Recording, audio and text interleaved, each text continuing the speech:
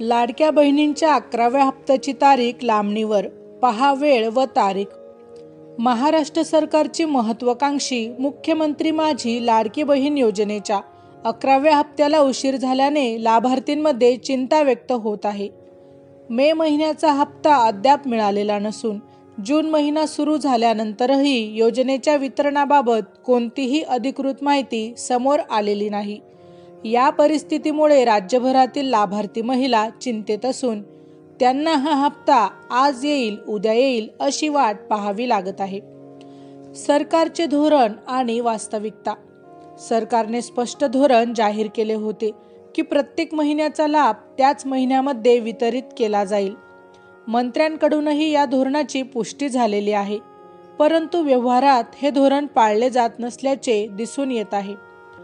पूर्वी सरकार निवडणुकीपूर्वी अग्रिम पैसे देत असे, परंतु आता त्याच महिन्यात वितरण हे धोरण असूनही मे महिन्याचा हप्ता जून महिन्यातही मिळालेला नाही। वितरणातील सतत विलंबाची समस्या। फेब्रुवारी महिन्याचा हप्ता मार्च महिन्यात गेला होता आणि आता मे महिन्याचा हप्ता जून महिन्यातही लांबत आहे। असा सतत विलंब होत राहिल्यास आज 1 महिना, उद्या 2 महिने, परवा 3 महिन्यांचं अंतर वाढू शकतं। कोणत्याही योजनेसाठी एवढा मोठा कालांतर चांगला नाही आणि यामुळे योजनेची विश्वसनीयता कमी होते। उपमुख्यमंत्र्यांचे आश्वासन आणि त्यांची अंमलबजावणी। उपमुख्यमंत्री साहेबांनी 2-3 दिवसात लाभार्थींच्या खात्यावर पैसे जमा होतील असे विधान केले होते, परंतु त्याची पूर्तता झालेली नाही। कदाचित काही महत्त्वाची कारणे असतील, परंतु प्रत्येक वेळेस असा विलंब होत राहिल्यास ते योजनेच्या हितासाठी चांगले नाही। लाभार्थींना नेहमी अनिश्चिततेत ठेवणे योग्य नाही। अधिकृत माहितीचा अभाव। जून महिना सुरू झाल्यानंतरही मे महिन्याच्या हप्त्यांबाबत कोणतीही अधिकृत माहिती उपलब्ध नाही। सरकारने ट्विटर, फेसबुक किंवा कोणत्याही माध्यमातून स्पष्टीकरण दिलेले नाही। किमान एक तारीख निश्चित करून जाहीर करावी की या तारखेला वितरण सुरू होईल। लाभार्थींना 10 तारखेपर्यंत वाट पाहावी लागेल का? त्यानंतर 12 तारीख का? असे प्रश्न उद्भवत आहे।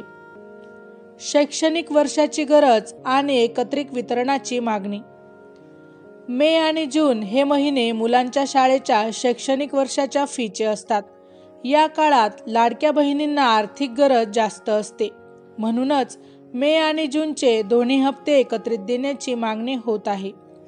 एकत्रित 3000 रुपये मिळाल्यास वितरणातील विलंबाची भरपाई होईल आणि शैक्षणिक खर्चासाठी देखील मदत होईल। भविष्यातील वितरणाबाबतची चिंता। आताचा विलंब पुढे कायम राहिल्यास जून महिन्याचा हप्ता जुलैमध्ये, जुलैचा ऑगस्टमध्ये असे होत जाईल। हे कोणत्याही प्रकारे स्वीकार्य नाही। सरकारने दिलेल्या आश्वासनांप्रमाणे प्रत्येक महिन्याचा लाभ त्याच महिन्यात मिळायला हवा। किमान महिन्याच्या शेवटपर्यंत तरी वितरण पूर्ण व्हायला हवे। लाभार्थींच्या हक्काचा प्रश्न। लाडकी बहीण योजना ही केवळ सरकारची दया नाही, तर महिलांचा हक्क आहे। त्यामुळे वेळेवर वितरण हा त्यांचा हक्क आहे।